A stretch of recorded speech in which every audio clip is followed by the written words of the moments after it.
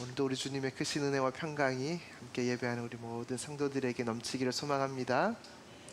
일주일간 고난주간 특세 중에 말씀은 우리 매일 성경 함께 묵상하고 있는 본문을 따라서 함께 말씀을 나누려고 합니다. 첫 특세 첫날 여러분들 느낌은 어떠신지 모르겠습니다. 아침에 아이들도 반응을 하나 봐요. 그래서 일어나서 이렇게 함께 온 우리 아이들도 있는데요. 여러분들은 어떤 생각으로 이곳에 오셨습니까? 그리고 지금 함께 예배하고 있으면서도 여러분들은 어떤 생각을 하고 계십니까? 같은 곳에 있어도 사람들마다 생각하는 것들이 다 다르죠. 이곳에 앉아 있어도 말씀에 집중하는 사람이 있고 찬양의 은혜 받는 사람이 있고 또 내 마음에 매몰되어서 내 마음을 깊이 묵상하는 사람들도 있습니다. 같은 곳에 있지만 다른 생각을 하는 것, 동상이몽이라고 하죠. 같은 잠자리에서 다른 꿈을 꾼다는 뜻입니다. 처지가 다 같아도 그것을 생각하는 것들이 다 다르다. 겉으로는 함께하면서 속으로는 다른 생각을 하는 것, 이것을 이제 동상이몽이라 합니다. 저는 오늘 본문을 보면서 본문에 나타난 주인공들을 보면서 참 동상이몽의 모습이구나 하는 것을 보게 되었습니다. 오늘 본문에 나타난 주인공들이 누구입니까? 예수님과 꼭 집어서 말하고 있는데 베드로와 야고보와 요한입니다. 예수님과 베드로와 야고보와 요한, 물론 제자들도 있다고 했습니다만 이 장면의 스토리, 이 내용은 이 네 사람이 이 흐름을 다 끌고 가고 있습니다. 예수님께서 제자들과 가신 곳이 어디죠? 겟세마네입니다. 겟세마네는 올리브, 기름 짜는 곳이에요. 아주 그 사람들에게는 익숙한 곳, 온 사방을 둘러보면 보이는 곳이 올리브였기 때문에 그 올리브 나무에 열린 그 열매들을 가지고 기름 짜는 곳이 겟세마네였습니다. 유대인들이 모여서 기름을 짜는 곳, 그들에게는 아주 익숙한 곳입니다. 예수님과 제자들이 오르신 그 겟세마네는 그들의 아지트와 같은 곳. 아지트가 뭐 하는 곳입니까? 아지트 가다가도 심심하면 가고 할 일 없으면 가고, 야 우리 거기 가서 차 한잔 할까? 또 가고, 그냥 어떤 삶의 시공간을 함께하는, 누군가와 추억을 나누는 곳, 편안한 곳, 안락한 곳, 이거 아지터입니다. 겟세마네가 예수님의 제자들에게, 그리고 함께하는 이 베드로와 야고보와 요한에게는 아지터와 같은 곳입니다. 예수님도 이곳 겟세마네를 아주 익숙하게 가셨습니다. 병행구절인 누가복음 22장 39절에는 예수님의 이 감난산, 이 겟세마네 가신 것을 뭐라고 표현하고 있냐면, 예수께서 나가사 습관을 따라 감난산에 가시매, 이렇게 되어 있습니다.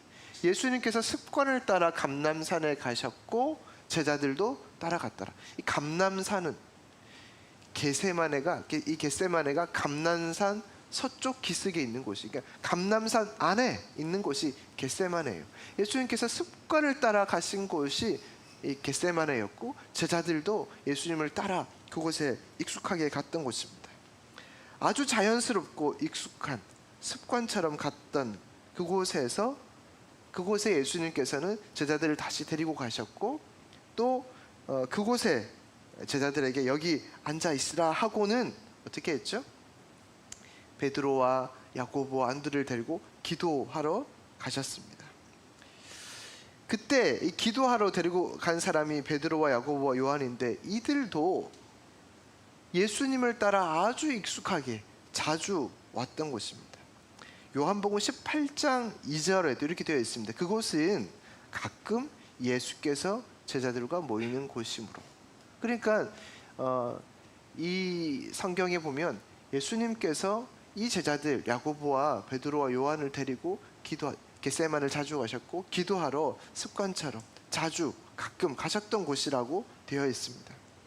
여러분, 이곳이 익숙하시죠? 이제는 여러분들이 함께 예배하고 교제하고 또 은혜를 받는 이곳이 익숙합니다. 누군가에게는 익숙한 곳이지만 누군가에게는 이 자리가 처음 들어올 때는 얼마나 어색한 자리인지 모릅니다. 그러니까 사람들은 자기의 어떤 리듬들이 익숙한 곳에 갈 때 편안함과 안락함들, 안정감들을 느낀단 말이에요. 예수님께서 제자들과 함께 습관을 따라 안락하고 편안하고 안정감 있는 그곳으로 가셨습니다. 근데 보십시오. 아주 익숙한 곳에 누구랑 같이 갔다고요? 제자들을 부르셨습니다. 제자들과 함께 갔습니다. 제자들은 누구입니까? 누구를 성경에는 제자라고 합니까? 성경에서 말하는 제자들은 예수님과 함께 먹고 마시고 자고, 예수님의 12제자의 삶은 함께 하는 것이었어요. 그런데 가장 가까이에서 가장 익숙한 곳, 예수님과 함께 있었던 그곳으로 가는데 예수님과의 생각, 방향, 무게감이 완전히 달랐습니다. 제자들은 늘 예수님과 함께 했던 사람입니다. 그리고 예수님과 함께 하면서 그 겟세마네에 녹아있는 그 모습들, 저 돌을 봐라. 저 돌. 겟세마네에서 예수님과 공기 노래했던 그 돌. 누군가를 데리고 겟세마네 가서 얘기할까요? 나 저 예수님하고 공기 놀이를 했다. 저 돌이 바로 그 돌이었다고 막 얘기했지 않았겠어요? 그런 추억이 남아 있었던 곳, 한 공간에서 함께하면서 친밀함이 생겼고, 그곳에서 그들은 그분의 성품과 그분의 생각을 배우며 알아가게 되고 말투나 행동도 닮아가게 됩니다. 가장 예수님과 가까이서 함께했던 베드로와 야고보와 요한, 그런데 그들은 예수님과 같은 생각을 하지 못했어요. 그들은 예수님의 마음을 알지 못했습니다. 여러분, 예수님 만나려고 사람들이 얼마나 줄을 섰습니까? 복음서를 보십시오. 근데 제자들은 예수님과 늘 함께 했잖아요. 누구는 줄을 서고 예수님 옷자락 한번 만나라고 그 멀리서 찾아오고, 그렇게 예수님 만나기 위해서 그 시간들을 다 쏟는데 그들은 그렇게 하지 않아도 특권을 누리는 거예요. 예수님이 밥 먹자 그러면 모이는 사람은 누구예요? 베드로와 야고보와 요한입니다. 앉아서 밥 먹으면서 밥 다 먹었다 자자 그럽니까?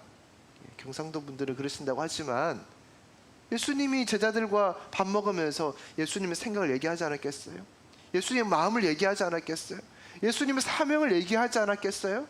가장 익숙한 곳에서 가장 가까이 지내면서 예수님의 마음을 듣고 또 들었을 그 제자들, 누군가는 예수님 한번 만나기 위해서 그렇게 몸부림쳐도 만날 수 없었던 그 예수님을 가장 가까이 있으면서도 지금 예수님의 무게와 예수님의 마음을 도대체 알 수 없는 현상을 만나게 됩니다.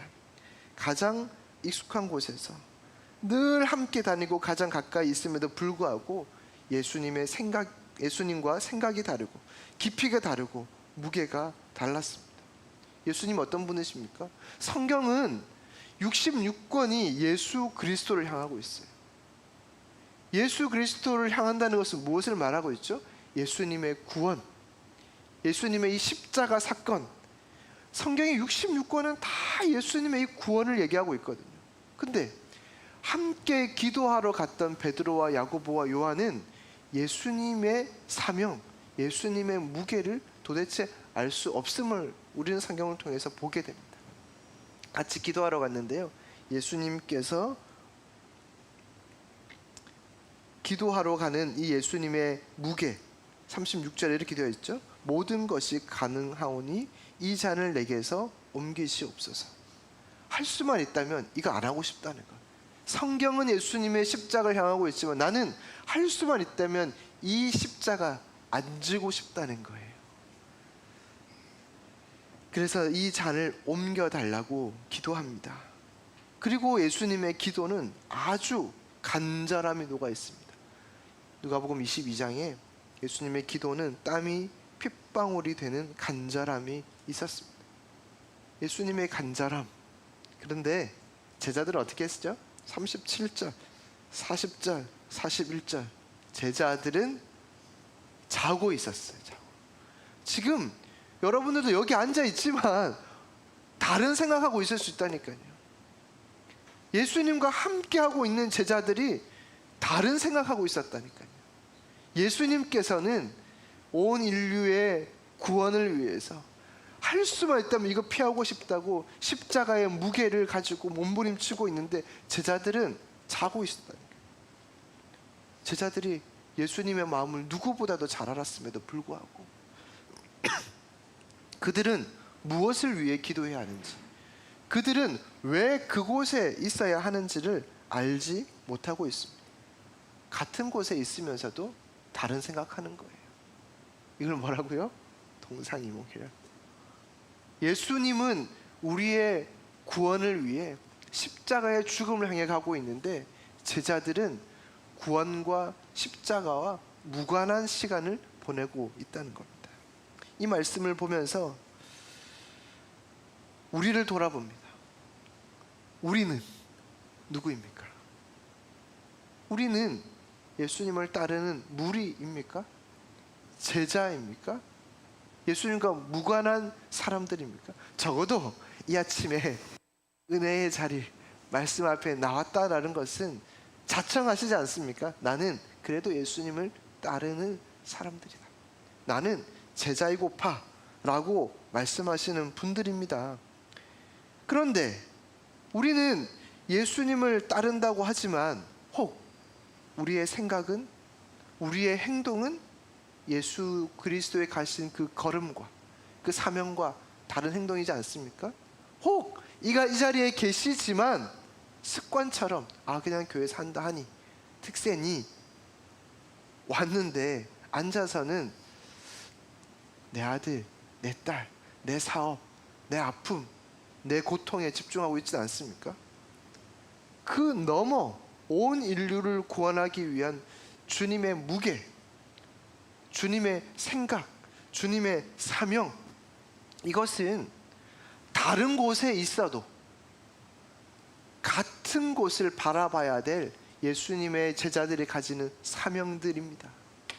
제자들은 비록 같은 곳에 있으면서 아주 익숙한 예수의 제자의 삶을 살기로 다짐하며 익숙한 곳에서 가까이에서 함께 하나 다른 생각을 했으나 우리는 같은 곳에서 같은 방향으로 달려가야 될 예수의 제자가 될 줄 믿습니다. 행여 다른 곳, 여기서 말하는 다른 곳은 우리의 삶의 자리를 말합니다. 이제 기도하면 여러분 삶의 자리로 다 흩어질 것이잖아요. 가정으로, 직장으로. 이미 직장 가기 위해서 다 준비하고 오신 집사님도 보이시네요. 삶의 자리로 다 흩어집니다. 그곳에서 우리의 사명은 무엇이냐는 거예요. 다른 곳에 있으나 같은 사명을 하에 예수 그리스도가 십자가와 그 죽음과 부활을 통해서 온 인류의 회복과 그 구원의 삶을 사셨던 것처럼 다른 곳에 있으나 우리의 걸음은, 우리의 말은, 우리의 행동은 마치 겟세마네에 기도하시는 그 주님처럼 그런 삶으로 살아내는 여러분들이 되기를 소망합니다. 이 한 주간에도 이 말씀이 육신이 되어 오신 예수 그리스도, 그분의 말씀이 우리의 심령에 잘 담겨져서 은혜로 사시고 그리스도의 죽으심과 부활이 내 삶에 그득히 남는 믿음의 백성들이 되시기를 주님의 이름으로 축원합니다. 함께 기도하십시다. 주신 말씀으로 먼저 함께 기도할 때 주님, 우리는 다른 곳에 있어도 같은 곳을 바라보는, 예수 그리스도와 같은 곳을 바라보는 사명자의 삶을 살게 해 주시옵소서. 오늘 내 삶이 어디에 있든지 그리스도로 충만하게 하여 주시고 내 삶을 통해 십자가, 그 구원, 마치 그것이 무겁고 정말 이 자를 옮겨달라고 하는 그런 마음들이 우리 가운데 있다 할지라도 그것을 지고 갈 수 있는 힘과 능력도 허락해 주옵소서. 우리 함께 주님 이름 부르고 기도하겠습니다. 주님 은혜와 평강이 오늘 함께 예배하는 우리 성도들에게 넘치길 소망합니다. 축복합니다. 아침에 깨워서 함께 예배하고 섬기고 준비하는 모든 손길들 위해 주님의 큰 은혜가 넘치기를 소망합니다. 살다 보면 이해되지 않는 일들이 너무 많습니다. 모든 일들이 다 이해되면 좋겠습니다만 이해되지 않는 일들이 너무 많이 있죠. 그래서 영어에는 이 이해라는 단어를 그 사람 앞에 선다, 누군가의 발 아래에 선다라는 의미를 가지고 있습니다. 그만큼 이해하기 위해서는 상대방 아래에 서야만 이해하게 되는 것이죠. 성경을 보다 보면 이해되지 않는 부분들이 너무 많습니다. 어떻게 이 성경을 다 이해할 수 있을까? 얼마나 내가 낮아지고 또 낮아져야 이 말씀을 이해할 수 있을까? 오늘도 이 말씀을 보면서 이해되지 않는 사람들을 만나는데 수없이 질문해 봅니다. 또 질문하고 또 질문해 보았습니다. 왜냐하면 이해되지 않는 사람들, 이해되지 않는 부분들이 너무나 많기 때문이죠. 여러분들이 함께 이 특세 기간에 말씀의 자리에서는 여러분의 현장이 어딘가? 겟세마네예요. 겟세마네. 지금 감람산 겟세마네 여러분들이 함께 있다 생각하면서 이 말씀을 묵상하고 움직여 가면 좋겠는데요. 그곳에서 만나는 사건과 사람들을 생각할 때 과연 이해가 되는가 하는 것이죠. 이해되지 않는 부분이 어디냐? 첫째는 제자의 배신입니다. 가룟 유다의 배신. 제자들이 누구라 그랬습니까? 예수님과 함께 먹고 마시는 동고동락한 사람들이 제자라 그랬습니다. 누구보다도 가까웠고 누구보다도 함께하면서 함께한 시간들이 많은 사람들입니다. 요즘 말로 치면 예수님의 복심이 누굽니까? 제자들이잖아요. 누구보다도 예수님의 마음을 잘 읽고 잘 아는 사람이 제자들이었단 말이죠. 그런데 지금 그 제자 중 한 사람이 예수님을 배신합니다. 아예 작정을 하고 예수님을 유대 종교 지도자에게 넘기리라고 작정하고 나섭니다. 얼마나 계획적이고 치밀한지 모릅니다. MBTI로 치면 J가 엄청 강한 사람인가 봐요. 정말 치밀합니다. 유다가 예수님을 넘기기 위해 나타난 시간이 언제입니까? 밤입니다. 밤. 어제 말씀을 살펴보았듯이 예수님께서 기도하시는 그 밤, 그 십자가의 무게 때문에 정말 땀이 핏방울 되도록 기도하신 그 밤, 밤의 무게를 견디지 못해서 정말 자고 또 잤던 그 제자들이 경험했던 그 밤, 이제 함께 가자, 이제 때가 되었다, 함께 가자 할 그때에 누가 왔습니까? 가룟 유다가 이 대제사장들과 서기관들과 장로들의 파송을 받은 사람들을 데리고 겟세마네로 옵니다. 밤에 겟세마네로 왔다는 것, 여기 이걸 잘 주목해야 되죠.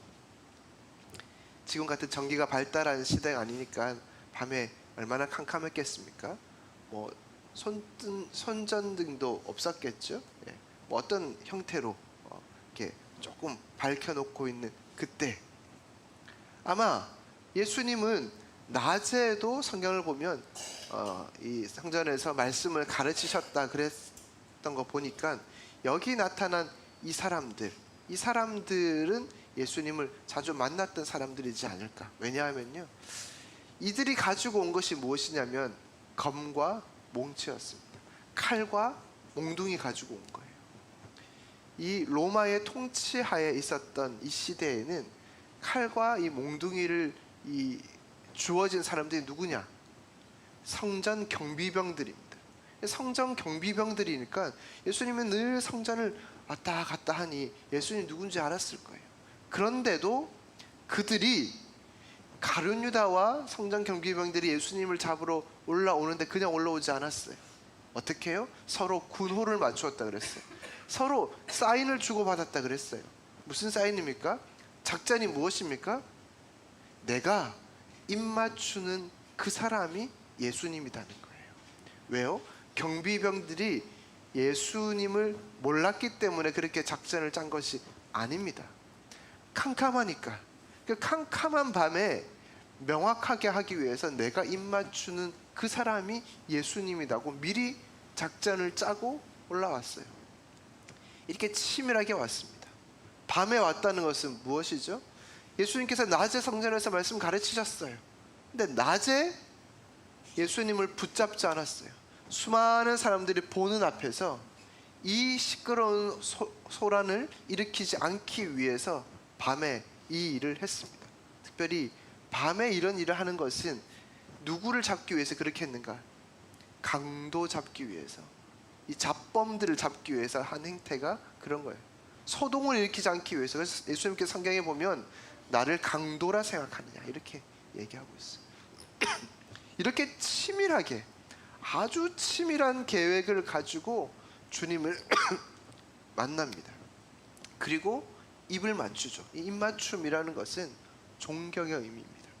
내 속에 어떤 생각을 가지고 있든지 간에 배신할 생각과 계획이 그렇게 치밀함에도 불구하고 마지막까지 어떻게 해요? 그것을 감추어냅니다. 그리고 존경의 의미로 입을 딱 맞추는 동안에 입 마주침하면서 누구랑 눈이 마주쳤을까요? 예, 저기 사인을 보낸 누군가 경비병과 눈이 마주치면서 이 사람이 예수님이야 라고 신호 보내지 않았겠어요? 이렇게 가룟 유다가 치밀한 계획을 세울 수 있었던 것은 어쩌면 이 사람의 배경, 이 가룟 유다가 어떤 사람인가를 생각해 볼 때 이럴 수도 있겠구나 하는 생각도 해보았어요. 왜냐하면 예수님의 12제자 중에서 11사람은 전부 다 시골 갈릴리 출신의 사람입니다. 근데 유일하게 이 가룟 유다만 유대 지방 도시 사람 출신입니다. 예수님과 함께 다니면서 회계를 관리했던 사람, 돈 관리했던 사람이 누구냐? 가룟 유다입니다. 그 전에도 보면 가룟 유다는 이런저런 일로 예수님의 돈을, 그 제자들이 모여 가지고 있어서 그 돈을 빼돌렸을 수도 있어요. 그런데 이 똑똑함 때문에, 이 잘남 때문에 예수님을 팔아넘긴 것이죠. 이해할 수 없는 제자들 가룟 유다의 모습을 이 겟세마네에서 만나게 됩니다.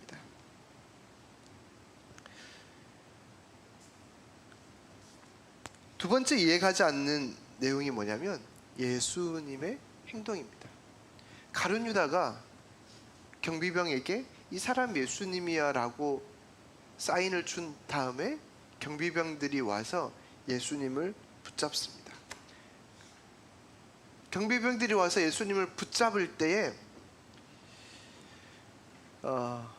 그 옆에 있었던 사람, 요한복음에는 옆에 있었던 사람 제자를 시몬 베드로라고 구체적으로 표현해 놓고 있는데요, 옆에 있었던 사람이 이제 칼을 꺼냅니다. 베드로가 칼을 꺼내서 이 종, 예수님을 붙잡았던 종의 귀를 자르죠.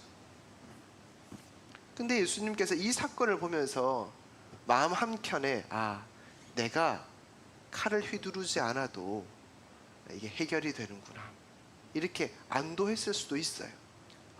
나를 보호하고 나를 함께하는, 나를 배신하지 않는 또 다른 제자도 있구나, 그래도 3년 동안 잘 가르쳤네, 이렇게 생각할 수도 있어요. 자, 그래, 너네 잘 해결해, 그리고 나는 지금 이 위기를 피해야 되겠어 하고 내려가실 수도 있단 말이에요. 근데 예수님은 이 상황에서 어떻게 하시냐면 베드로에게, 그 종의 귀를 자른 베드로에게 하는 얘기가 칼을 칼집에 도로 넣어라, 이렇게 얘기하십니다.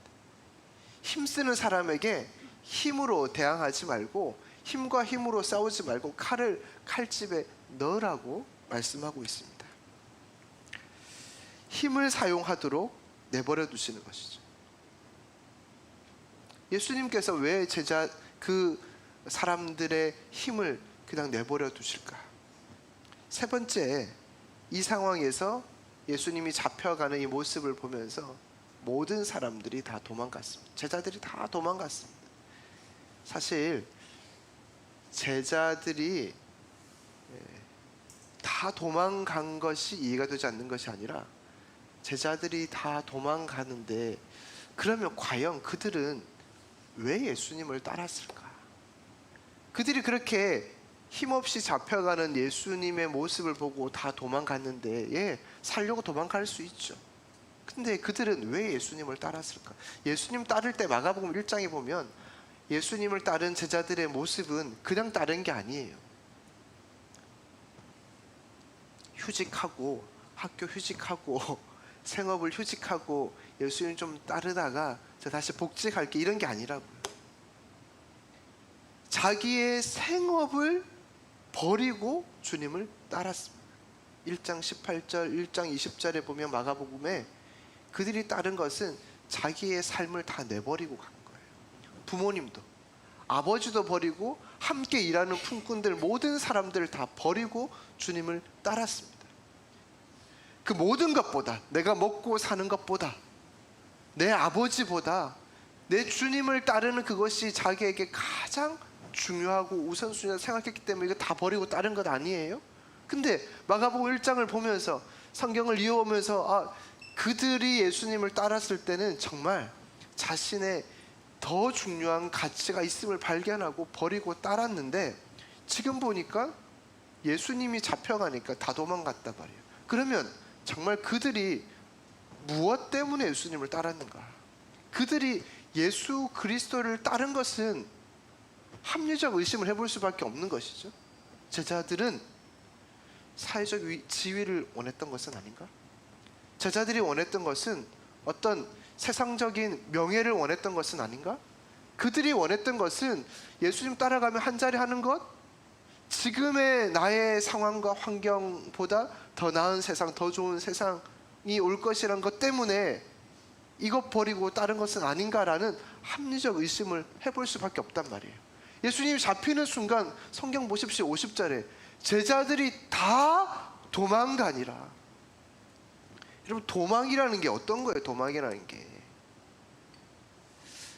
살살살살 나 물 좀 마시고 올게, 이걸 도망이라 하지 않잖아요. 우리가 생각하는 도망, 그냥 냅다 달아나 버리는 거예요. 왜 그랬을까? 이게 지금 도무지 이해가 안 되는 장면들인 거예요.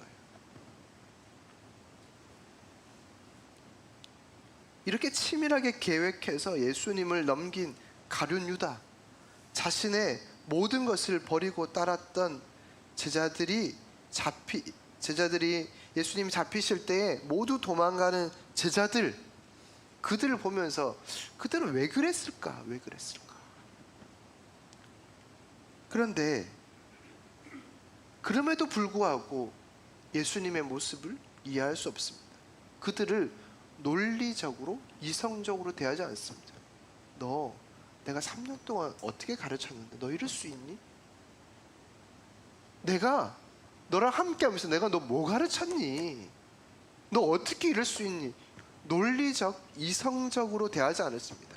주님의 말씀은 아주 단순 명료합니다. 칼을 칼집에 꽂으라. 주님이 보여주시고자 하시는 것이 무엇입니까? 십자가의 무게가 삶에 나타나는 그 십자가의 사랑을 보여주시기 위함. 주님은 이 십자가의 사랑이 이 모든 것을 다 해석하고 이해하고 보여주고 있습니다. 십자가를 진다는 것은 내가 행사할 수 있는 모든 힘을 다 포기하는 것입니다. 우리는 힘을 가지려 하지 않습니까? 우리는 어떻게 해서든 힘을 가지려 합니다. 이 힘으로 높은 자리에 오르고자 합니다. 어쩌면 보이지 않지만 제자들이 그 힘을 가지고 높은 자리에 올라서 한 자리 하면서 그렇게 살고 싶어하는 욕망, 그 합리적 의심, 그 모습들처럼 우리에게도 그런 것이 있을 수도 있습니다. 그런데 주님이 보여주신 것은 행사하려는 모든 힘을 포기함으로써 모든 배신과 모든 도망감들을 다 덮어버립니다. 그 사랑이 그들을 살려냅니다. 말씀 속 인물들이 우리는 아니지만 여러분들 지금 어디에 있습니까? 겟세마네 한 구석에서 이 모습을 보고 인도를 할 때 여러분들이 보는 것은 무엇입니까? 가룟 유다의 배신입니다. 저 가룟 유다 아니야? 예수님의 제자 아니야? 예수님의 12제자잖아. 근데 저 12제자가 은 30에 예수님을 판다고? 지금 여러분들이 그것을 보고 있는 거예요. 아니 그런데 저 12제자들이 다 뛰어서 도망가 버리는구나. 여러분들이 이 모습을 본다면 여러분 마음이 어떻겠어요? 아니 나를 제자로 좀 뽑아주지. 내가 제자였다면 난 저러지 않았을 텐데, 끝까지 예수님이 지켰을 텐데. 말씀 보면서 이해되지 않는 그 질문들, 어려움들이 막 샘솟지 않습니까? 그럼에도 불구하고 주님은 그 배신한 제자들, 도망간 제자들을 늘 그러셨던 것처럼 또 품으십니다. 이 모습 보면서 우리를 돌아봅니다. 제자들을 보면서 왜 그랬을까? 그들이 정말 자신의 모든 것을 버리고 예수님을 따랐는데 그들이 예수님의 무엇 때문에 여기까지 온 것일까? 이런 질문 속에서 만나는 것은 나 자신입니다. 나는 지금 예수님 무엇 때문에 예수님 따르고 있는가? 예수님 믿어서 어떤 만족을 얻기 위해서 예수님을 따르고 있는가? 우리 자신을 보는 것이죠. 우리가 그러고 있습니다. 여러분 그런 찬양 있잖아요. 내 모든 것, 내 생명까지 다 주님 앞에 드립니다.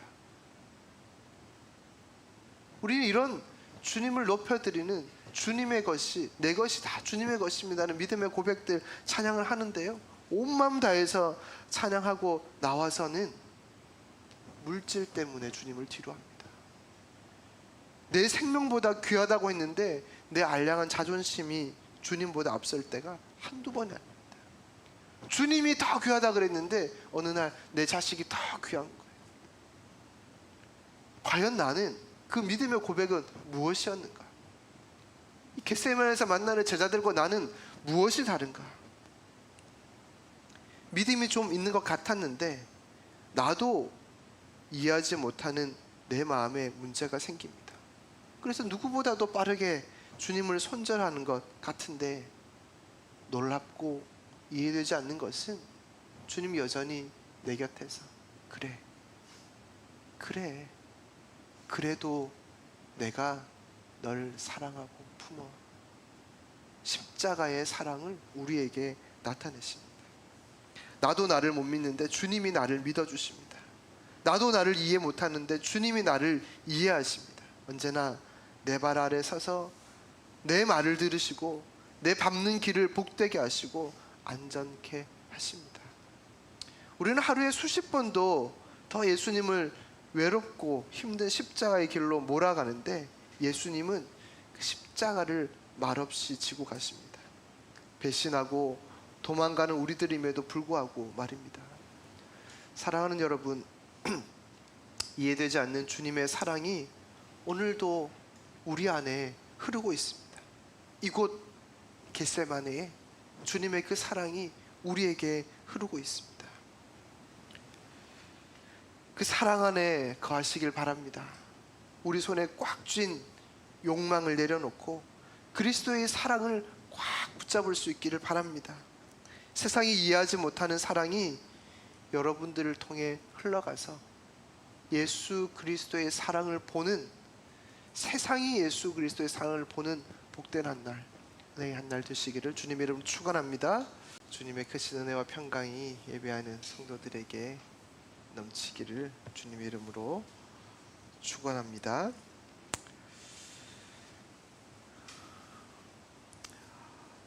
어제 우리는 겟세마네에서 잡히시던 예수님, 그 모습을 보며 주랭랑을 치던 제자들의 모습을 보았습니다.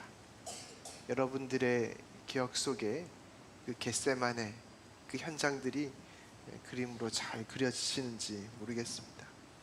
이제는 우리가 장소를 겟세마네에서 대제사장의 뜰 안으로 이동할 것입니다.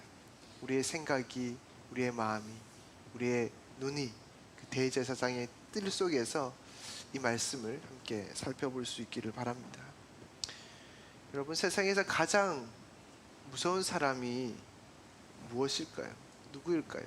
세상에서 가장 무서운 것, 이길 수 없는 것, 어쩌면 죽자고 달려드는 사람, 죽자고 달려드는 일, 그것을 이길 사람이 없을 것 같습니다. 정말 무섭죠. 유대의 종교 지도자들은 예수님을 죽이고자 달려들었습니다.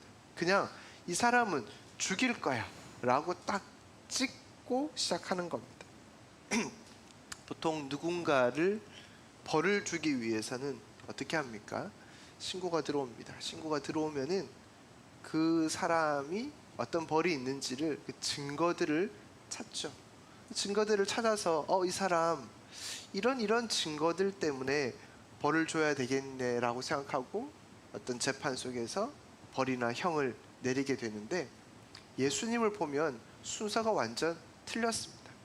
이 사람을 먼저 잡아놓고 벌을 줘야 되겠다라고 생각하고 그때부터 뭐하냐? 증거를 막 모으기 시작하는 겁니다. 대제사장과 서기관과 장로들이 보낸 무리들이 예수님을 데리고 어디로 갑니까? 대제사장 집으로 갑니다. 대제사장 집 그 뜰 안에 이제 모여 있게 되는데요. 그곳에 누가 모여 있는가? 그곳에 이제 대제사장 집에 모여 있는 사람들이 대제사장, 장로들, 서기관들이 모여 있습니다. 여기에 이 모여 있는 이 사람들, 이 구성원들이 누구냐? 무엇이냐? 여러분 들어보셨겠지만 사내들인 공회라는 거예요. 사내들인 공회. 이 사내들인 공회를 구성하는 멤버들이 서기관, 대제사장, 장로들입니다. 로마 통치하에서 이 사내들인이 최고의 이 유대의 의결기관입니다. 재판기관이자 의결기관이죠. 기관인데 사법권 가지고 있죠. 이것을 결정하는 사람들이 몇 명이냐? 71명인데 최고의 그 힘을 가지고 있는 사람이 대제사장입니다. 예수님께서 이들 앞에 불려왔어요. 사내들인 공회 71명 요 멤버들 앞에 불려왔어요. 그들이 예수님을 세워두고 예수님에게 어떤 죽일 만한 일들이 있는가를 이제 막 찾는 겁니다. 사람들에게 이런 얘기 저런 얘기 다 이제 하라고 얘기하고 있죠. 자, 이 유대의 의결기관 사내들인 그 구성원이 대제사장, 장로, 그리고 서기관이라고 말씀드렸습니다. 여러분, 대제사장이 누구입니까? 이 대제사장은 성전의 최고의 책임자예요. 성전, 유대의 성전이라 할 때 굉장한 의미가 있습니다. 거기에 최고의 책임자, 백성들의 영적 통로이기도 하죠. 그리고 장로들은 누굽니까? 장로들은 유대교의 지도자로서 서신사에 가면 그들은 교회의 책임자다 그랬습니다. 교회의 책임자, 최고의 책임자들. 서기관들이 누굽니까? 율법사, 율법 교사들, 율법에 아주 능한 사람들. 그러니까 이 사람들의 구성을 가만히 보십시오. 이들의 구성원들은 가장 하나님과 가까울 법한, 율법을 가장 아는 영적인 통로로 쓰임받는 사람들이 사내들인 이 공회를 이루고 있는데, 이들 앞에 예수님이 세워졌는데 이들의 진짜 본 모습은 뭐냐? 예수님을 죽이고자 했다는 거예요. 구성원 자체가 굉장히 영적으로 뜨거울 것만 같은, 은혜로울 것만 같은 구성원들을 이루고 있습니다만 그들이 목표하는 것은 예수님을 죽이겠다. 예수님을 인정하지 않는 것이죠. 메시아로 그들은 인정하지 않습니다. 그들은 하나님에 대해 익숙한 사람들이었지만 세상의 그 익숙함 때문에 세상적 배부름이 되었고 죄와 더 익숙하게 된 사람들입니다. 죄가 죄인 줄 모르는 죄에 묻어진 영적 리더들. 원래 대제사장은 한 명입니다. 근데 성경 보십시오. 대제사장들이라고 되어 있어요. 그러니까 모세의 규례가 다 깨졌어요. 다 무너져 있습니다. 대제사장 집에 대제사장들이 모여 있답니다. 이게 말이 안 되잖아요. 그럼 대제사장들이 얼마나 많다는 건가요? 현재 대제사장이 있는데 이 대제사장 외에도 다른 대제사장이 있다는 거예요. 어떻게 해요? 나이가 들면 젊은 리더들을 세우기도 하고 아들이 승계를 받아야 되는데 사위를 세우기도 하고 모세의 규례들이 다 무너져 있는 모습들이 여기에 나타나 있어요. 이런 사람들, 하나님에 대해 무뎌져 있는 사람들, 죄에 익숙한 사람들이 사내들인 공예를 이루고 예수님을 그 앞에 세워놓고 있습니다. 왜 그들은 예수님 죽이려고 했습니까? 예수님을 죽이려고 한 이유는 예수님이 그들의 자리를 빼앗을까 봐. 그러니 그들의 관심사는 자기의 자리를 위협하는 인물, 사람들이 지지하고 사람들이 따르고 그렇게 하는 그 종교, 예수님이 종교 지도자들 눈에는 불편해 보인 겁니다. 내 자리 빼앗길까 봐, 내 기득권이 없어질까 봐 이 사람을 처리하고 보자, 이렇게 나오는 것이죠. 참 구원자인지 몰랐던 것입니다. 자리에 급급했고 그 자리를 지키기 위해서 예수님을 따르는 사람들에게 예수님이 힘없는 사람, 이렇게 아무 힘없이 죽어가는 모습들을 보여야만 했습니다. 그래서 이게 예수의 정치적 거품이구나, 이걸 사람들에게 보여야 했기 때문에 예수님에게서 죽일 항목들을 조목조목 찾고 있었습니다. 숱한 거짓 증언들이 갔겠죠. 성경을 보면 거짓 증언자들이 있었는데 그들의 증언들이 서로 맞지 않았다 그랬어요. 죽일 어떤 뭔가 명분을 찾으려면 여기에서 나온 증언과 여기에서 나온 증언과 여기에서 나온 증언들 다 맞아 떨어져서 그래, 이것이 확증이 되어 이 사람을 죽일 수 있다, 이렇게 나와야 되는데 여기서 말하는 것과 여기서 말하는 것, 저기서 말하는 다 거짓 증언인데 그게 하나도 맞아 떨어지지가 않는 겁니다. 주님에게 묻습니다. 네가 한번 말해보아라. 묻는데 주님은 일관되게 하시는 반응이 이렇습니다. 침묵과 시인입니다. 무엇에 침묵하고 무엇에 시인하고 있습니까?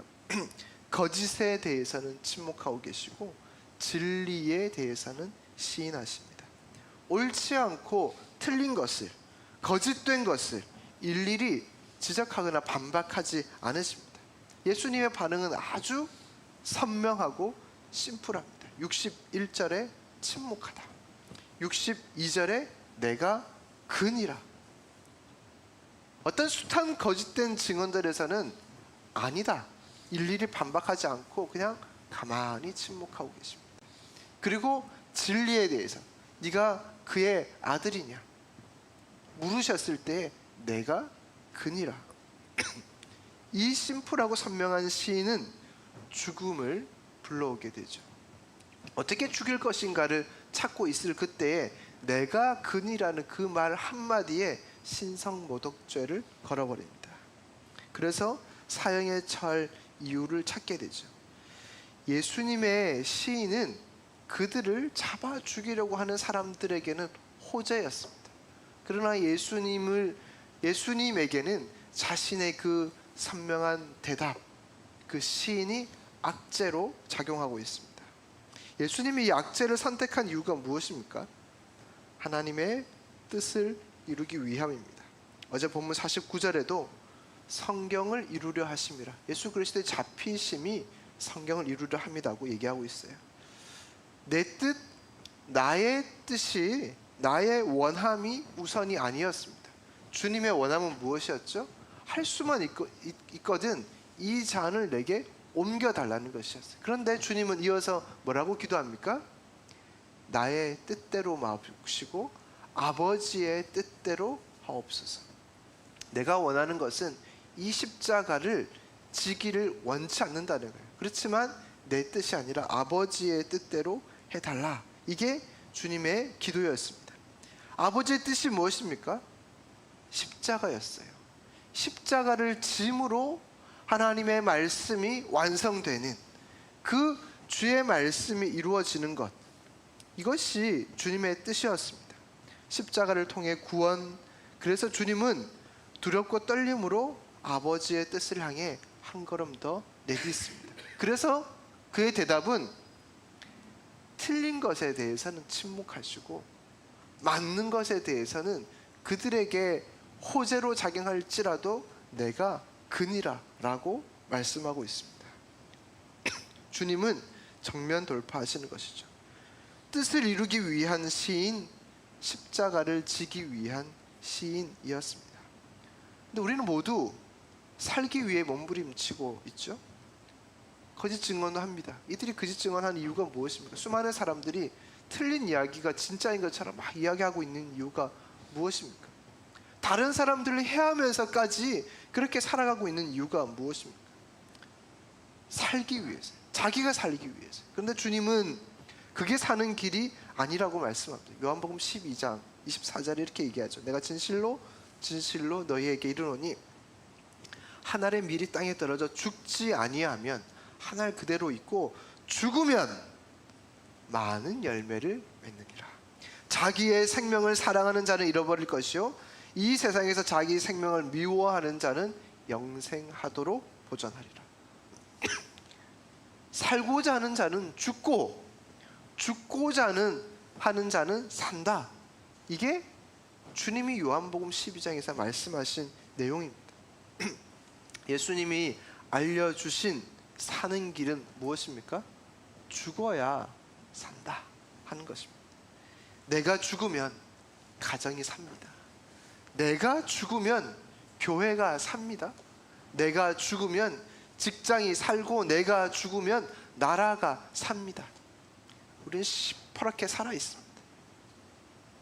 얼마나 도끼 있게 살아냈는지 모릅니다. 그러나 주님이 말씀하신 것은 내가 죽어야 그리스도가 산다 그랬습니다. 내가 죽어야 가정과 직장과 교회가 사는 것입니다.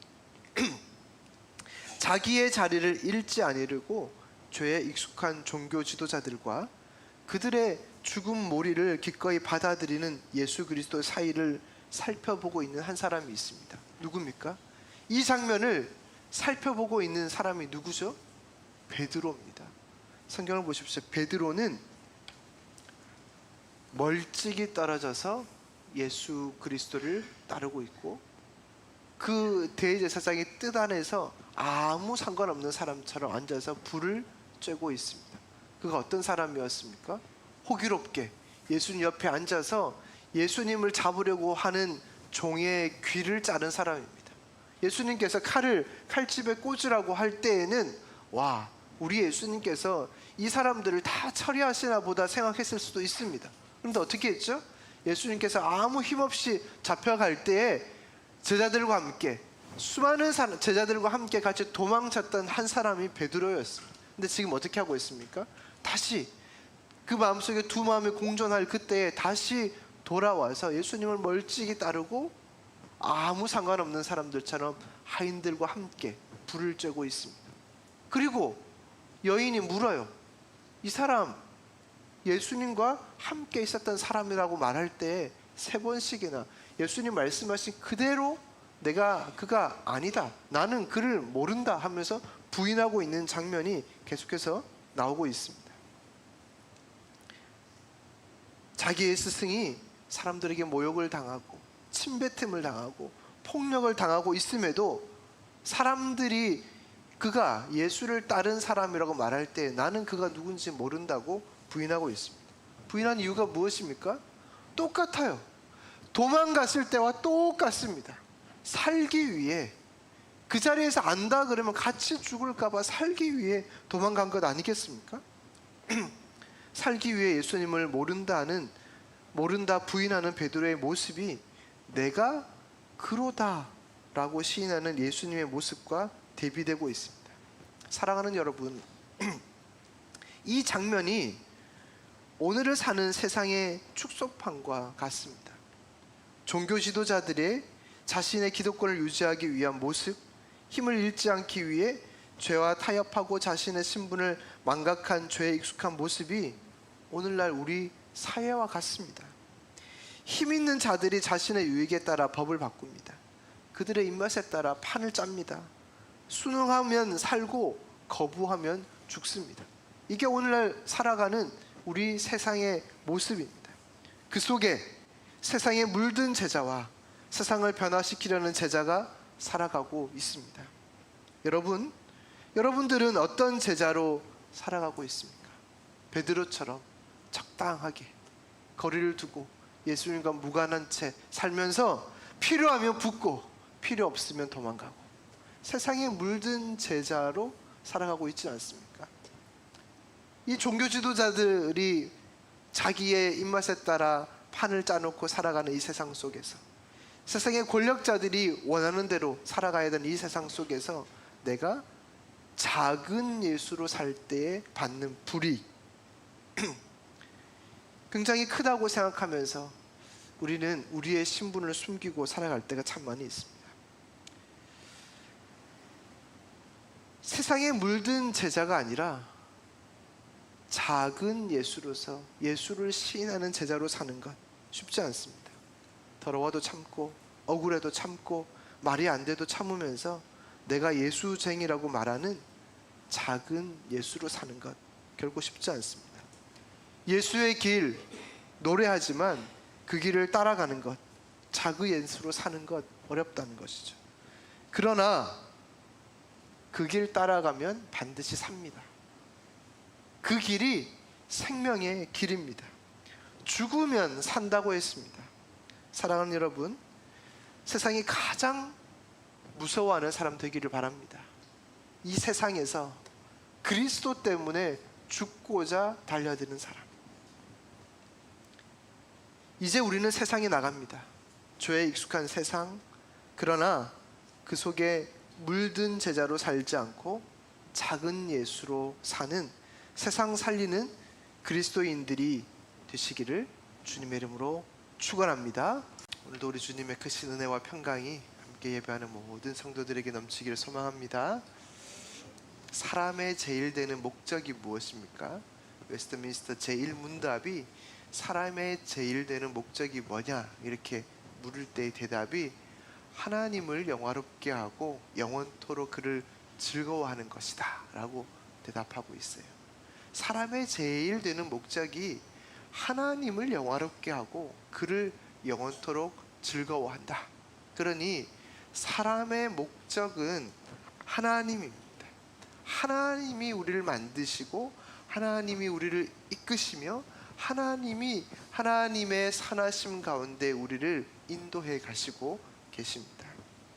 그래서 사도 바울도 갈라디아서 1장 10절에 내가 하나님을 좋게 하랴, 사람들에게 좋게 하랴, 사람들에게 기쁨을 구하랴, 내가 지금까지 사람들의 기쁨을 구하였다면 그리스도의 종이 아니니라 그랬습니다. 사도 바울의 삶의 초점이 무엇이었습니까? 예수 그리스도였습니다. 사도 바울도 철저하게 삼위 하나님 예수 그리스도의 삶과 사역의 초점, 목표였습니다. 우리는 지금 고난주간 말씀을 듣는 중에 있죠. 그래서 어디서부터 시작했냐면 우리는 예수 그리스도가 겟세마네에서 기도하시던 것에서부터 시작해서 오늘까지 읽고 있습니다. 그러니까 우리는 이 말씀을 묵상하면서 우리가 감람산 겟세마네에서 대제사장의 뜰로 옮겨와 있는 상황입니다. 우리의 눈이, 우리의 마음이 또 이 우리의 생각이 겟세마네에서부터 이곳 대제사장의 뜰까지 오면서 우리가 수없이 많은 사람들을 본문을 통해서 만나지 않았습니까? 그 대표적인 사람이 누구였어요? 예수님, 베드로, 야고보, 요한, 그리고 대제사장, 서기관, 장로들, 이런 사람들을 우리가 만나면서 여기까지 왔습니다.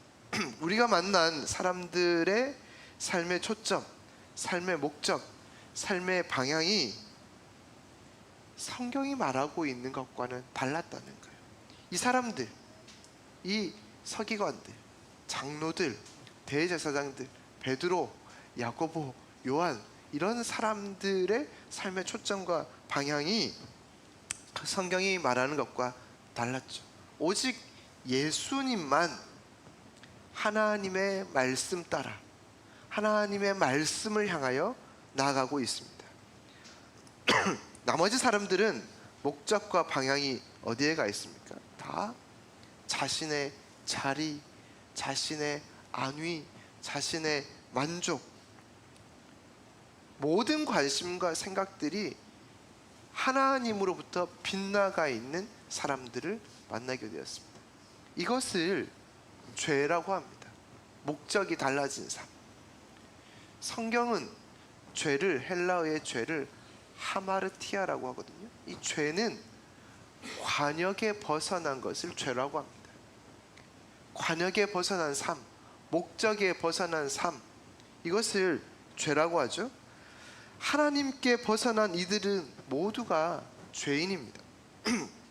그들의 시선이 온통 자신의 배부름, 자신의 안락함에 가 있지 않았습니까? 이들이 다 죄인입니다. 예수님께서 이 죄인들에게, 목적에 벗어난 사람들에게 지금 대제사장의 뜰 안에서 신문받고 있습니다. 그들이 신문할 때에는 예수님께 판을 다 짜놓고, 틀을 다 짜놓고 그 틀에 맞추기 위한 신문들을 하고 있습니다. 이미 죽이기로 결정을 하고 예수님께 그 증거물을 찾고 있는 중에, 그래 신성모독죄구나 라는 것을 찾았습니다. 근데 이 전날 밤에 모인 이 모든 모임들이 불법이라는 것을 알 수 있어요. 어떻게 불법이라는 것을 알 수 있냐? 15장에 시작하고 있는 이 말씀 따라서 그 전날 14장에 모였던 이 사내들인 공회가 소수의 사람들이 불법적으로 모였음을 보여주고 있는 것이죠. 15장 1절에 이렇게 시작합니다. 새벽에 대제사장들이 즉시 장로들과 서기관들 곧 온 공회와 더불어 의논하고 라고 되어 있습니다. 굉장히 시간의 전개가 빠르게 진행되고 있습니다. 전날 밤에, 사실 지금 성경은 14장 15장 가는 동안에 한 시간이 고정되어 있지 않습니까? 전날 밤, 이 밤에, 겟세마네 밤에 기도했고, 그 밤에 예수님께서 잡혀가셨고, 그 밤에 대제사장의 뜰로 이동했습니다. 그 뜰에 모였을 때에 이 대제사장들과 서기관들과 장로들이 모여서 예수를 죽이고자 결정하고 증거물을 막 찾고 있었는데, 네가 그의 아들이냐고 물었을 때 내가 그니라라고 말했던 그것을 신성모독죄로 걸었는데, 지금 15장에 가니까 어떻게 해요? 새벽에 즉시, 그 밤에 신성모독죄를 발견하고 그 다음날 새벽에 즉시 누구를 모았습니까? 모든 온 공회, 공식적인 공회로 모였다는 거예요. 더불어 의논하고, 공식적인, 불법에서 합법적으로 의논하고 어떻게 해요? 빌라도에게 넘겼다, 이렇게 이야기하고 있습니다. 왜 빌라도에게 넘겼습니까? 이 사내들인 공의회는 재판권은 있습니다. 그러나 사내들인 공의회가 사람을 죽일 수 있는 권한이 없어요. 법적인 것이 없어요. 그래서 어떻게 해요? 사람을 죽일 수 있는 사형권을 가지고 있는 로마 법정에 예수님을 넘긴 거예요. 그들이 예수님을 죽이겠다 결정했으면 그 사내들인 공의에서도 어떤 힘이 있으면 죽일 수 있는데 그 권한이 없기 때문에 로마의 법정 빌라도에게 급하게 넘긴 것을 보고 있습니다. 얼마나 그들이 급했을까? 그들이 급한 것은 시간적으로 봐도 밤에 결정하고 새벽에 모였다라고 되어 있는데요, 사실 우리말 성경에는 빠져 있는 이 내용이 원문에 기록되어져 있는데 원문은 어떻게 되어 있냐면 즉각적으로 새벽에라고 되어 있습니다. 새벽에라고 되어 있는 그 단어 앞에 아주 즉각적으로 아주 빠르게 예수님을 넘기기 위한 재판이 벌어졌다는 겁니다. 이 불법이 합법으로 넘어가는 과정이 굉장히 빨랐다는 겁니다. 예수님을 죽이기 위해 종교 지도자들이 아주 숨가쁘게 일을 처리해 갑니다. 지체함이 없습니다. 그렇게 순식간에 예수님은 빌라도의 손에 넘어가게 됩니다. 예수님을 처리하는 일이 이렇게 빠르게 처리될 정도로 그 당시 예수의 바람이 거세게 분 것일까요? 이 정치적 바람이 그렇게 거세게 불어서 이 종교 지도자들이 내 자리를 위협하는구나, 이러다간 세상이 바뀔 수 있겠구나, 그런 생각이 들었을까요? 얼마나 급하게 이 일들이 진행되고 있는지 모릅니다. 그런데 결국 이 모든 일을 진행하는 사람들의 시선이 어디에 가 있습니까? 모든 시선이 다 죄에 가 있습니다. 목표와 떨어진 곳에 모든 시선을 집중하고 있습니다. 그랬기에 죄에 대한 반응이 그렇게 빠르고 신속한 것입니다. 자기의 유익을 위해서, 자기의 만족을 위해서 아주 신속한 처리들. 결국 죄는 빠르다. 선보다 죄가 더 빠르고 죄의 무서움은 우리가 그 무엇으로도 비교할 수 없을 정도로 빠르다는 거예요. 우리 가운데 스며들고 있는 죄는 걷잡을 수 없이 빠릅니다. 그 무언가 하나가 들어왔을 때 그것을 막아내기 위한 힘은 절대적으로 크다는 거예요. 모든 시선이, 이 무리들의 모든 시선이 하나님으로부터 떠나 있었기 때문에 그들은 권력에 목말라 있었고 무리들의 환호를 듣기 원했습니다. 하나님으로부터 시선을 떠난 사람들의 결과들입니다. 사람들에게, 세상에 온통 관심이 다가 있습니다. 예수님을 넘겨받은 빌라도 별반 다를 바가 없었겠지요.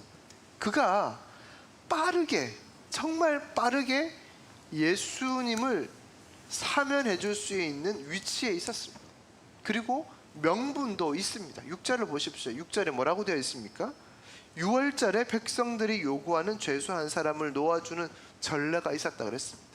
6월절이 되면 그 죄수 중에 한 사람을 놓아줄 수 있는 전례가 있었는데 이 전례에 따라서 빌라도가 예수님을 놓아줄 수도 있었다는 거예요. 그런데 그럼에도 불구하고 빌라도는 예수 그리스도를 놓아주는 일에 민기적거립니다. 더딥니다. 예수를 죽이는 일에는 그렇게 손 쓸 수 있는 여유 없이 빠른데 예수님을 살리는 이에는 모두가 민기적거리며 더딘 모습들을 보게 됩니다. 빌라도는 예수님께서 사형될 만한 이유를 찾지를 못했습니다. 그들이 이 예수님께서 이곳에 로마 법정에 서 있는 이유가 무엇인지를 빌라도는 분명하게 알았습니다. 성경에 기록되어져 있어요. 왜 예수님께서 로마 법정에 서 있는가? 사형당할 만한 이유가 있어서 로마 법정에 서 있는 것이 아니라 성경이 이렇게 기록하고 있죠. 대제사장들이 시기하여 이 법정에 서 있다 되어 있습니다. 대제사장들의 시기와 음모 때문에 예수님께서 이 로마 법정에 서 있다는 것을 빌라도도 알았습니다. 그래서 예수님을 풀어주기 위해서 그가 물었죠. 6월절에 전례대로 사람을, 죄인을 놓아주는 일이 있었기 때문에 이제 사람들에게 그것을 물어봅니다. 그런데 사람들의 대답은 6월절 특별 사면 대상이 예수님이 아니라 누구였습니까? 바라바였습니다. 사람들이 예수님이라고 원했을 수도 있는데요, 이 사람들의 시선과 사람들의 말을 빼앗은 사람이 누구냐? 대제사장들입니다. 대제사장들이 사람들의 마음을 혼미하게 하고 어지럽게 만들어서 예수님이 아닌 바라바를 놓아달라 그랬어요. 여러분 보세요. 지금 예수님과 바라바는 똑같은 이 종교 지도자들에게 이 로마 법정에 죄인이라는 명분으로 서 있지만, 이 두 사람이 유대인들에게는 어떤 사람인가 보십시오. 예수님은 많은 사람들이 예수님을 따르기를 원했고 보기를 원했습니다. 여러분 기억하십니까? 혈루증 앓는 여인, 이 여인이 수많은 무리 속에서 예수님의 옷자락 만지기 위해서, 그 옷자락만 만지면 낫겠다고 해서 그 사람들의 수많은 무리를 뚫고 들어가서 예수님 옷자락을 만졌잖아요. 삭개오 어떻게 했습니까? 예수님이 오시는데 예수님 보고 싶었는데 예수님 볼 수 없어가지고, 왜 볼 수 없었어요? 단순히 키가 작아서 볼 수 없었던 것이 아니에요. 수많은 사람들이 예수님을 애워싸고 있었기 때문에 어디에 올라갔습니까? 나무 위에 올라갔잖아요. 나무 위에서 예수님을 볼 정도로 예수님은 그 수많은 사람들에게 보고 싶어하는, 따르고 싶어하는 존재였습니다. 그런데 사람들의, 무리들의 대답은 예수님이 아니었어요. 바라바가 어떤 사람입니까? 성경에는 기록되어 있기를 바라바는 밀란을 일으켜서 밀란 중에 사람을 죽인 살인자라고 되어 있습니다. 그런데 그는 유대인들의 열심당원이었습니다. 로마의 지배 아래서 이 유대의 독립을, 혁명을 요구하는 이 유대인들에게는 어떻게 보면 지도자와 같은, 혁명가와 같은 그런 사람입니다. 사람들이 예수님도 따르고, 로마에서는 이 바라바는 사람이 불편한 사람이지만 유대 사람들에게는 바라바도 예수님도 다 따르는 사람들이었어요.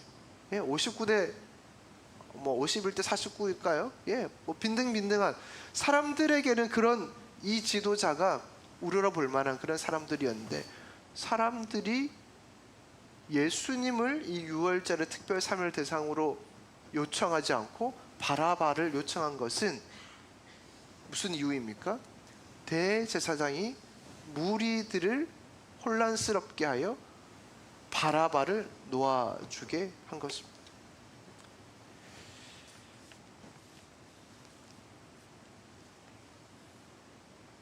결국 무리들 때문에, 이 수많은 무리들 때문에 예수님이 아닌 바라바가 놓아지는 일들이 생기게 되는 것이죠. 예수님에 대해 사형할 죄목을 찾지 못했으나 정의로운 판정이 아닌 정치적 결단을 내린 이유가 무리들 때문이었습니다. 무리들을 움직인 사람은 대제사장들이었고, 무리의 눈치를 보는 사람이 빌라도였습니다. 결국 이 빌라도의 결정은 의로운 결정이 아니라 15절에 말씀하고 있는 것처럼 무리에게 만족을 주고자 한 결정이었습니다. 시선이 흐트러진 사람들은 모두 예수를 죽이는 일에는 즉각적이었으나 예수를 살리는 일에는 더디고 인기적거렸습니다. 눈이, 마음이, 생각이, 삶의 본질이 하나님으로부터 멀어졌어요. 그 목적답게 살지 못한 자들이 자신의 배부름, 자신의 안위, 자신의 야망, 자신의 성공에 집중하고 사람들의 눈과 목소리에 집중했기 때문입니다. 사랑하는 여러분, 우리의 목적은 무엇입니까? 성경은 여전히 말하고 있습니다. 우리의 목적은 하나님이라고 말하고 있어요. 우리의 방향이 예수 그리스도라고 변함없이 우리에게 말씀하시고 있습니다. 그런데 우리의 눈이, 우리의 마음이, 우리의 시선이 사람에게 가 있습니다. 무리에게 가 있습니다. 우리의 마음이 말씀에 머물지 않고 수많은 사람들의 말, 그 입에 우리의 마음이 가 있습니다. 마음이 흔들리면 목적이 흔들리죠. 흐릿한 목표, 희미한 목적은 언제나 관역을 벗어나는 법입니다. 사랑하는 여러분, 우리는 지금 겟세마네에서부터 골고다로 가는 길에 등장하는 사람들의 시선이 예수 그리스도로부터 멀어지고 있는 것을 보고 있습니다.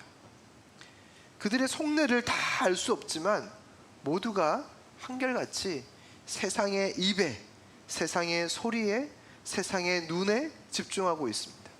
세상을 정복하는 것을 하려는 그 욕망이 고스란히 그 사람들을 지배하고 있는 것이죠.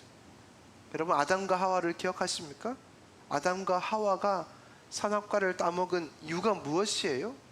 결국 뱀이 뭐라고 얘기했냐면, 이것을 먹는 날에는 내 눈이 밝아져 하나님처럼 된다는 것이었어요. 아담과 하와가 이 과일을 따먹은 것은 그들의 욕망입니다. 하나님처럼 되려는 욕망, 세상을 정복하려는 그 마음, 결국 그것이 죄를 짓게 되었습니다.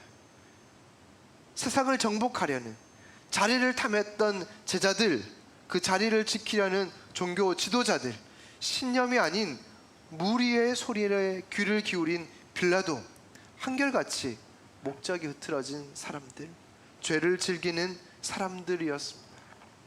사랑하는 여러분, 흐트러진 우리의 눈과 마음을 주의 말씀에 다시 집중할 수 있기를 바랍니다.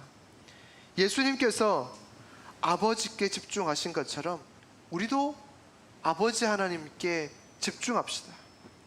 흔들리지 말고, 희미해지지 말고, 욕망에 가리워 하나님의 눈을 못 보는 어리석음을 범치 말고, 세상의 시선이 어떠하든, 세상의 소리가 어떠하든 묵묵히 주님을 바라보고 예수의 길을 가는 작은 제자들이 되시기를 주님의 이름으로 축원합니다. 지금 말씀이 함께 예배하는 우리 모든 성도들에게 넘치길 소망합니다. 우리는 이번 고난 주간 특세를 통해서 감람산 겟세마네에서 대제사장의 뜰 안으로 갔다가 로마의 법정까지, 그리고 오늘 이 브라이토리온이라는 이 공관, 로마 고위 관료의 공관에서부터 골고다까지 함께 우리는 시간을 이동하고 있는데요. 여러분의 눈과 마음과 생각들이 이 겟세마네, 감람산 겟세마네에서부터 골고다까지 함께 이동하는 가운데 우리 주님과 우리 주님의 그 주변에 있는 사람들의 모습들을 보면서 내 자신을 발견할 수 있는 그런 은혜가 있기를 소망합니다. 불법 재판에서 합법 재판을 위해 이 종교 지도자들이 급하게 사람들을 불러 모아서 예수님을 신성모독죄라는 이름으로 사형을 위한 로마 법정으로 넘겨가게 됩니다. 로마 법정에 넘어간 예수님께서 그 빌라도가 재판을 할 때 빌라도가 예수님에게 아무런 죄를 찾지 못했으나 빌라도가 예수님을 사형이라는 결정을 내린 것은 수많은 무리들의 만족을 위해서였습니다. 무리들에게 만족을 주고자 예수님을 사형 선고를 하게 됩니다. 이제 오늘 본문에 사형 선고당한 예수님께서 처형받는 과정을 성경은 그리고 있는데요. 예수님을 빌라도에게서 넘겨받은 군인들이 예수님을 어떻게 대하고 있습니까? 예수님을 대할 때 예수님은 유대인의 왕이라는 이런 이름을 새겼지만 예수님을 참 그리스도로, 참 왕으로 대하지 않습니다. 그들에게 예수님은 이제 정치적으로 힘을 잃은, 아무 영향력이 없고 능력이 없는 사람일 뿐이었습니다. 예수님은 지금 브라이토리온이라는 이 곳에 있습니다. 이 브라이토리온은 로마 고위 관료들의 공관이라고 할 수 있습니다. 이 브라이토리온이라는 이곳이 얼마나 공간이 큰 공간인가 하면 이게 성경에 군대가 있다 그랬거든요. 온 군대. 이 군대가 그 원문에서 계산을 해보면 약 600명 정도의 군인들이 있는 곳입니다. 그러니까 이 600명이라는 군인들이 꽉 들어차고 여유가 있는 그런 공간인 거죠. 그곳의 군인들이 예수님을 어떻게 하고 있습니까? 조롱하고 있습니다. 그들이 예수님을 조롱하는 이유는 그들이 로마인들이 아닙니다. 그들은 누구냐? 그 군인들은 대부분 유대인 주변에 사는 주변 국가들, 유대로부터 어려움을 겪었던 그런 주변의 약소 국가의 사람들이 이 로마의 군인들입니다. 이 군인들이 얼마나 많은 이 악감정, 불편한 감정이 유대인들에게 있었겠습니까? 그러니 예수님을 조롱하는데 그 자신의 감정들이 온갖 섞여져 나와서 예수님을 향해서 조롱하고 있는 것이죠. 이 조롱 속에 예수님은 굉장히 초라해져 있습니다. 생각해 보십시오. 그냥 누군가가 어떤 사람을 조롱하는 모습을 보기만 해도 조롱받는 그 사람을 볼 때 우리가 얼마나 그 사람이 초라해지는가, 그 모습을 보는 우리가 초라해질 때가 한두 번이 아니죠. 근데 예수님이 지금 수많은 군인들에게 조롱을 받고 있습니다. 굉장히 초라해진 모습입니다. 예수님을 이 군인들만 조롱하는 것은 아닙니다. 오늘 본문을 읽지는 않았지만 뒤쪽 부분에 가면 30절 이하에 보면 예수님께서 십자가에 못 박히신 시간이 제3시라고 되어 있는데 이 제3시는 우리 시간으로 오전 9시입니다. 9시. 그러니까 오전 9시에 예수님께서 십자가에 못 박히십니다. 십자가에 못 박히시는데 그때 누가 예수님을 조롱하냐면 지나가는 사람들이 예수님을 조롱합니다. 아이고 하면서 손가락질하면서 조롱을 하고 있는 것이죠. 근데 여기에서 빠질 수 없는 부류가 있습니다. 여러분, 겟세마네에서부터 여기까지 오는 동안 가장 예수님을 십자가에 못 박게 하는데 결정적 역할을 한 사람들이 누구였습니까? 종교 지도자들입니다. 대제사장, 서기관, 장로들, 그들이 그들의 사회를 굳건히 하기 위해서 예수가 수많은 사람들에게 칭송받는 것, 어떤 그 모습 자체로 내 자리의 위협들, 그래서 대제사장, 서기관, 장로들이 겟세마네를 찾아갔고 급하게 불법적인 재판을 열었고 신성모독죄를 씌워서 예수 그리스도를 합법적인 재판에서 빌라도까지 넘겨진. 근데 이 장면 속에 예수님이 아침 9시에 십자가에 못 박혔는데 지나가는 사람들 속에 누가 있었습니까? 대제사장과 서기관들이 있었다 그랬습니다. 그들이 예수님을 조롱하는 것은 성경에는 희롱한다 이렇게 기록되어져 있습니다. 마치 네가 유대인의 왕이라고? 야, 네가 유대인의 왕이면 나는 유대인 왕의 왕이다 라고 하면서 이 십자가에 못 박힌 예수님을 대제사장과 서기관이 조롱하고 있는 것을 보게 됩니다. 이들에게 예수님은 어떤 분이었을까? 우리가 계속해서 5일간 이 질문들을 해왔지만 예수님을 배반한 제자들, 예수님을 멀리 이렇게 멀찍이 뒤쫓았던 베드로, 수많은 예수님을 멀리했던 사람들, 이들에게 예수님은 어떤 분이셨을까?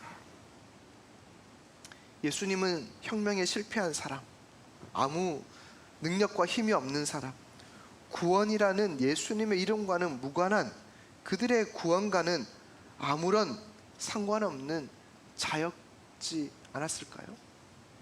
만약 그들이 예수와 친밀하다면, 그들이 고백한 것처럼 예수 그리스도가 그 삶의 전부라면 어찌 도망갔을 수가 있겠습니까? 모두가 다 떠났습니다. 모두가 뒤돌아섰습니다. 그리고 군인들조차도, 지나가는 사람들조차도 예수님을 조롱하고 있습니다. 그런데 여러분, 이 아침에 함께 묵상해 보고 싶은 것, 생각해 보고 싶은 것은 예수님이 진짜 어떤 분이셨길래 그러냐는 거죠. 여러분들에게 예수님은 어떤 분이십니까? 여러분, 예수의 의미, 예수 그리스도의 구원에 대한 부분들이 여러분들의 명확하게 새겨져 있습니까? 여러분들 오늘 어떤 이유로 여기에 있냐 말입니다. 어떤 분들은 삶의 문제를 해결하기 위해, 보다 나은 삶을 위해 예수님을 믿을 수도 있습니다. 그러나 진짜 예수쟁이는 보다 나은 삶 때문에 내 삶의 어떤 문제를 해결하기 위해서 예수를 믿을 수는 없습니다. 이 길 말고는 다른 길이 없기 때문에, 이것 말고는 다른 거 할 수 없기 때문에 예수를 믿는 것이. 비록 이 길로 갔을 때 문제가 해결되지 않을 수도 있습니다. 여전히 가난하고 힘들 수도 있습니다. 계속 그 문제 때문에 어려울 수도 있습니다. 그런데 보다 나은 삶을 위해 예수를 믿거나 문제 해결을 위해 예수를 믿으면 그 문제가 해결되지 않을 때에 예수를 떠나갈 가능성이 굉장히 많습니다. 예수님의 힘없이 잡혀가는 모습을 보고 제자들이 다 도망간 것처럼 내 문제, 그 문제 요거 하나 해결하지 못하신다면 주님은 능력 없는 분이셔 라고 생각하며 예수를 떠날 가능성이 많다는 거예요. 하지만 이 길에서 어려움이 있고 문제가 있고 힘이 들어도 이 길 말고 다른 길이 없다는 것을 알면 그 문제와 상관없이, 내 형편과 상관없이 예수님을 따르게 되는 것이죠. 그렇다면 여러분, 예수님 어떤 분이십니까? 그분은, 예수는 그리스도십니다. 그리스도 무슨 뜻이에요? 기름 부음을 받다. 누가 기름 부음을 받습니까? 왕이 기름 부음을 받는 거예요. 예수가 왕입니다. 우리는 그분의 자녀요, 그분의 백성. 그러면 그 권세가 누구에게 있는 것이죠? 우리에게도 있습니다. 자, 이 간단한 원리인데 이 권세 가진 자에게 주신 특별한 특권, 은혜가 뭐죠? 하나님 나라예요. 천국. 예수 믿으면 천국 가는 거예요. 우리에게 허락하신 특권이 하나님 나라 천국입니다. 그런데 여러분, 예수 믿었는데 지금 바로 천국 가는 게 아니에요. 예수 바로 믿었다고 내 삶의 문제가 없어지는 게 아니에요. 예수 믿었는데 우리 앞에 놓여져 있는 것 뭐죠? 오늘이라는 현실입니다. 여전히 그 문제 앞에 있고요, 여전히 우리는 그 문제와 살아가고 있습니다. 예수를 믿어도 오늘이라는 현실을 마주하고 산다는 것이죠. 그러니 우리에게 중요한 것은 예수를 믿고 이 땅에서 어떻게 하나님 나라를 사는가, 어떻게 예수쟁이로 사느냐가 중요한 겁니다. 그렇다면 예수를 믿고 천국을 간다는 것은 어떤 의미가 있어요? 우리의 죄 문제가 해결된 것. 우리의 죄 문제가 해결되었다는 것은 우리는 구원받은 존재다는 거예요. 구원이라는 것은 단순히 문제 해결이 구원이 아니에요. 1차적인 것이 구원이 아니에요. 구원은 죄 문제로부터 자유함을 얻는 것이에요. 죄, 무엇이 죄입니까? 로마서 6장 23절에는 죄의 삭은 사망이요 하나님의 은사는 그리스도 예수 우리 주 안에 있는 생명이라고 했습니다. 죄는 도덕적인 잘못이 죄가 아니에요.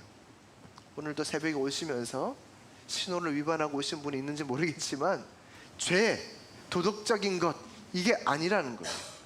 죄는 관역에서 벗어난 것, 목적에 벗어난 것, 하나님과 연결되지 않은 것, 하나님과 단절된 상태, 이것이 죄입니다. 그냥 단순히 예수 믿으면 착하게 사는 것, 이게 아니라는 거예요. 하나님과 단절된 삶이 죄라는 거예요. 그러면 요한복음 15장에 포도나무 비유가 나오는데, 가지가 포도나무에 붙어 있지 아니하면 스스로 열매를 맺을 수 없음 같이 너희도 내 안에 있지 아니하면 그라리라. 무엇을 말하고 있어요? 가지가 줄기에서 끊어지면 어떻게 한다는 거죠? 죽는다는 거예요. 생명에 붙어 있지 않으면 죽는 것이죠. 그래서 죄를 지으면, 하나님과 붙어 있지 않으면 벌을 받는 게 아니라 죽는다는 거예요. 죄는 사망이라는 거예요. 근데 무엇이 영생입니까? 하나님과 붙어 있으면, 구원받으면 영생이라는 거예요. 구원이 무엇일까? 그러면 단절되었던, 하나님과 관계가 끊어졌던 우리가 하나님과 연결되는 것, 생명 얻는 것, 이게 구원이라는 거예요. 어떻게 구원받죠? 예수로 인하여 그 은혜로 값없이 의인이 되는 것이 구원입니다. 다시 하나님께 접붙임되는 거예요. 구원이란 어떤 문제가 해결된 것이 아니라 하나님과 단절되었던 우리가 하나님과 다시 연결이 되어 생명을 얻어 자라는 것입니다. 죄는 사망이고 구원은 생명입니다. 그러니 예수 그리스도를 믿어 구원을 받는다는 것은 세상적으로 삶의 질이 나아지는 것과는 비교할 수가 없어요. 예수 믿는다는 것, 내 삶의 문제, 고통, 어려움 해결되는 것과는 비교할 수가 없어요. 로마서 3장 23절에 모든 사람이 죄를 범하였음에 하나님의 영광에 이르지 못한다 그랬잖아요. 죄는 하나님의 영광에 이를 수 없어요. 근데 구원은요, 생명은 하나님의 영광에 이른다고 했어요. 그러니 구원은 하나님의 영광을 얻는 것입니다. 하나님의 영광으로의 부르심이 구원입니다. 이 땅에서 잘 되는 것과 비교할 수가 없어요. 하나님의 자녀로 하나님의 다스림을 받음으로 하나님의 영광을 나타내는 삶, 이것은 이 땅에서 내가 잘 되는 것, 보다 나은 삶을 사는 것과 비교할 수 없다는 거예요. 그런데 오늘날 수많은 사람들이 이 진리를 정확하게 알지 못합니다. 예수를 어떤 분으로 생각합니까? 예수 믿으면 승진이 좀 잘 되겠지? 예수 믿으면 우리 아이들 좀 잘 되겠지? 예수 믿으면 출세할 수 있겠지? 예수 믿으면 지금보다 보다 나은 삶을 살 수 있겠지? 그래서 예수 믿는 사람이 잘 되지 않을 때 옆에 있는 사람이 뭐라고 얘기합니까? 야, 너같이 예수 믿어서 너같이 믿을 것 같으면 나도 예수 안 믿을래, 이렇게 얘기합니다. 예수를 어떻게 생각하죠? 출세의 도구, 성공의 도구로 생각하는 것. 예수는 그런 분이 아닙니다. 군인들이 예수님을 초라한 존재로 전락시킨 이유가 무엇입니까? 지나가는 사람들이 예수님을 조롱하고 대제사장과 서기관, 종교 지도자들이 예수님을 조롱한 이유가 무엇이에요? 예수님의 참 의미를 몰랐기 때문에, 예수님이 어떤 분인지 진짜 예수님의 그 의미를 몰랐기 때문입니다. 그래서 예수님을 힘없는 존재로 만든 것이죠. 왜 예수님이 오셨는지, 예수님이 어떤 분인지 안다면 우리는 예수 그리스도를 돌아설 수가 없습니다. 우리는 예수 그리스도를 조롱하는 자에 서 있을 수가 없습니다. 그런데 예수 그리스도를 어떤 사람이 발견합니까? 오늘 성경에 보니까 종교 지도자들도 예수님을 돌아섰는데요, 구레네 시몬이라는 사람은 억지로 예수님의 십자가를 짐진 사람입니다. 수많은 사람들이 예수의 의미를 모르고 살아가지만 예수의 참 의미를 발견한 사람이 누구냐? 구레네 시몬이라는 거예요. 구레네 시몬은 성경을 보면 예수님의 십자가를 지고 간 사람인데요, 그가 어떻게 예수님의 십자가를 졌습니까? 그냥 마침 거기 지나가다가 아주 당황스럽게 여기 와보세요, 여기 와보세요, 지나가는 사람을 불렀어요. 성경을 보면 억지로 짐을 지고 가게 했다 그랬습니다. 지나가다가 당황스럽게 자신의 의도와 상관없이 그냥 짐을 졌습니다. 십자가를 짐진 것이죠. 그런데 지나가다가 예수님의 십자가를 진 것이 그의 삶의 은혜가 되었습니다. 그 십자가를 지면서 그는 죄 문제, 생명의 문제가 해결되었습니다. 어떻게 알 수 있냐고요? 로마서 16장은요, 바울이 로마 교회를 향한 마지막 문안 인사인데요, 이 로마서 16장 13절에 이렇게 기록되어져 있습니다. 주 안에서 택하심을 입은 루포와 그의 어머니에게 문안하라. 그의 어머니는 곧 내 어머니라. 로마 교회를 향해서 사도 바울이 마지막 문안 인사를 쭉 하고 있고 한 사람 한 사람 이름을 쭉 얘기하고 있거든요. 그 중에 주 안에서 택하심을 입은 루포와 그의 어머니에게 문안하라. 이 루포가 누굽니까?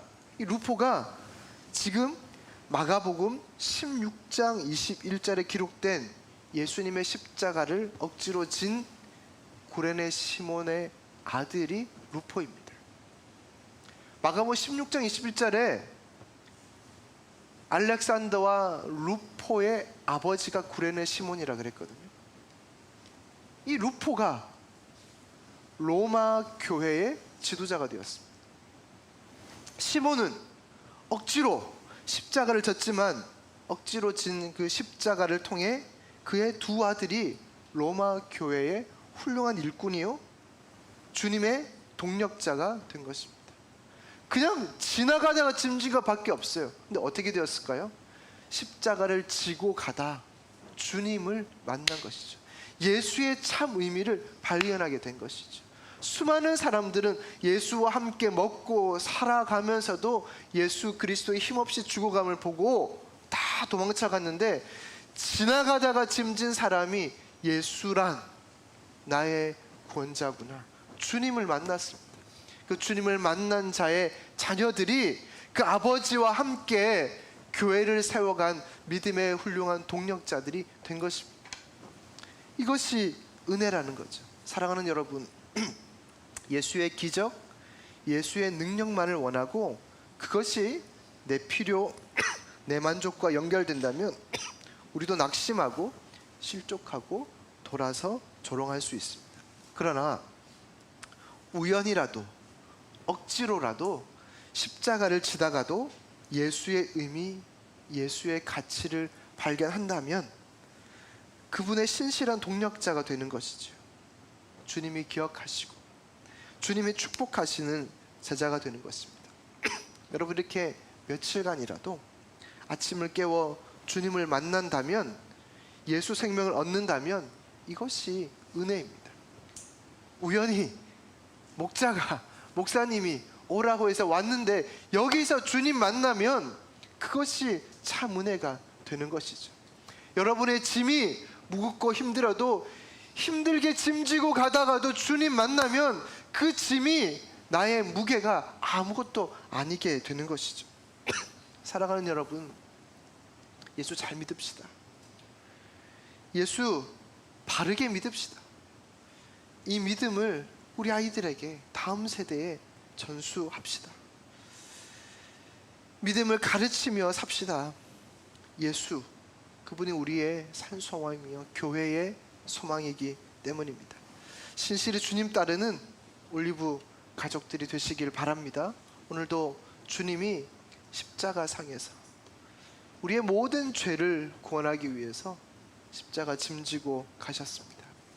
이 주님의 십자가가 우리의 가슴에 새겨지는 은혜가 있기를 소망합니다.